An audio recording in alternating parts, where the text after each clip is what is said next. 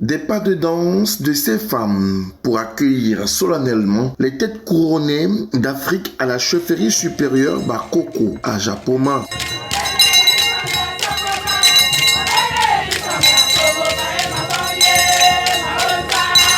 Un premier regroupement des rois d'Afrique, soit une vingtaine de monarques venus de 13 pays pour une diplomatie traditionnelle accrue et effective.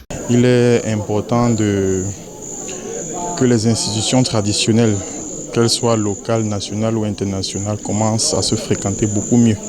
Et ce sera pour nous aussi une opportunité aussi d'apporter quelque chose aux populations camerounaises et africaines. Il est question pour ces gardiens des traditions de militer pour la pérennisation et le partage des connaissances des cultures africaines. L'Afrique de l'Ouest est un modèle par excellence. Lorsque je parle du Bénin, par exemple, du Sénégal, ce sont des pays qui ont su résister à la modernité et qui ont conservé au mieux les savoir-faire. Donc, en faisant venir ces chefs ici au Cameroun, c'est pour qu'en échangeant avec nos majestés, ces chefs traditionnels apprennent aussi du modèle burkinabé, par exemple, pas pour faire du copier-coller, entre guillemets, si vous permettez, mais bien entendu, au contraire, pour se réapproprier, adapter au contexte camerounais. Autour des autorités administratives, municipales, politiques, forces vives et populations venues d'horizons divers, un engagement est pris et un message lancé. Pour les populations africaines, la jeunesse africaine, c'est une seule chose, se réapproprier notre identité.